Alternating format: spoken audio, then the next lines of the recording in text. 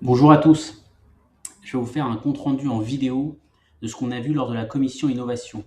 À ça, vous aurez également le fichier avec tous les éléments que vous pouvez télécharger, modifier, insérer directement dans les différents outils qu'on va voir.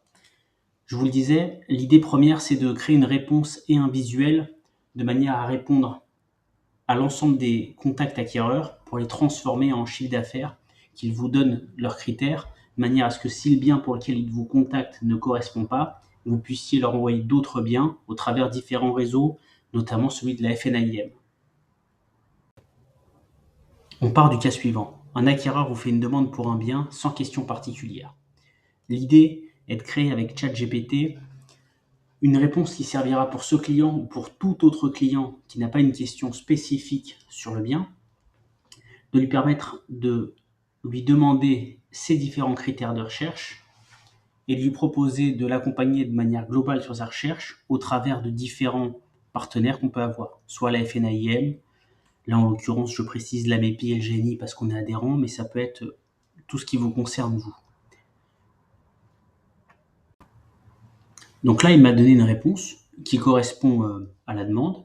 Après évidemment qu'on va personnaliser ou adapter à son style si on le souhaite, mais en soi la réponse est déjà adaptée. Ce que je vais lui demander ensuite, c'est de me rédiger un descriptif des services premium en précisant quelques services que je souhaite qu'il insère, que j'enverrai sur gamma.app, qui est l'application qu'on va voir juste après, qui va le mettre en forme. Donc sa réponse, elle est simple, il va déjà mettre des points, il va proposer les différents services. Toujours pareil, vous adaptez aux services que vous souhaitez proposer. Et de ça, je vais pouvoir la mettre directement sur une autre application qui va me faire le visuel. Je vous montre ça tout de suite. Il m'a fourni une liste de services. Je vais faire un copier-coller. Hop, je vous le fais en temps réel, comme ça vous allez voir à quel point il fait ça bien. Ici, donc, je suis sur gamma.app. Je vais faire créer avec IA, coller le texte. Je colle le texte, continuer. Donc, il me l'a remis en page. Il m'a repris exactement les points comme me l'avait conseillé ChatGPT. Je vais mettre continuer. Ici, c'est pour avoir un aperçu du thème. On peut choisir les thèmes qui correspondent à ces couleurs. Il y a différentes catégories. Je vais prendre celui-ci au hasard. Je fais générer. Là, la magie opère en direct. Hop, il est en train de tout rédiger et il va me faire des petites images qu'il va créer lui-même. Les images, la mise en forme, on va pouvoir tout modifier avec ses couleurs, ses photos, ses images, ses services, tout ce qu'on souhaite mettre. Mais en soi, il va déjà proposer des images cohérentes. Là, on en est à, je ne sais pas combien de secondes, on verra ça à la toute fin, mais en tout cas, c'est assez rapide. Et là, hop, on a un visuel qui est généré et qui reprend l'ensemble des points du thème. Donc voilà, toutes ces photos, on peut les changer. Si ici, on souhaite changer l'apparence, on peut dire, ah, moi, je préfère que l'image soit à gauche, au-dessus, qu'il y ait l'image complète, qu'il n'y ait pas d'image. Voilà, on peut vraiment reparamétrer après comme on le souhaite. Et tout ça, on va pouvoir soit le présenter sous forme d'une page web, soit le télécharger en PowerPoint ou autre, et pouvoir l'animer ou le présenter aux gens. Voilà. On va pouvoir retravailler les textes. Enfin, on a déjà en tout cas matière pour travailler. Ça évite le fameux syndrome de la page blanche, où je sais pas trop.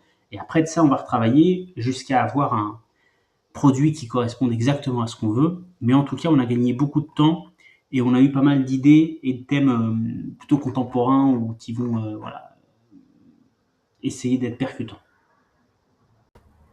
Sur cette partie, on va voir comment optimiser votre site, améliorer vos articles de blog, voire en créer si vous n'en avez pas, et après créer ce qu'on appelle des liens internes, c'est-à-dire un lien entre chacun de vos articles et de votre site, de manière à ce que quand les robots de chez Google analysent votre site, ils voient l'ensemble du site et ils comprennent la pertinence pour un visiteur de votre site d'aller sur votre site quand on va parler d'une spécialité, là en l'occurrence l'immobilier à Saint-Maur.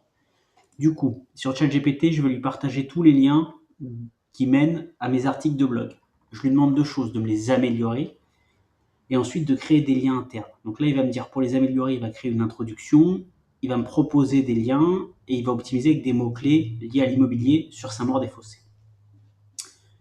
Une fois qu'il a fait ça, je lui demande qu'il me réécrive les articles et qu'il me les partage. Et c'est là où c'est magique, puisque du coup, pour chaque article, il va me créer un article avec le titre, le sous-titre. Toutes ces données-là, c'est ce que vous devez mettre sur vos articles de blog de manière à ce qu'ils soient optimisés en référencement, avec des tags, des métatitres, etc.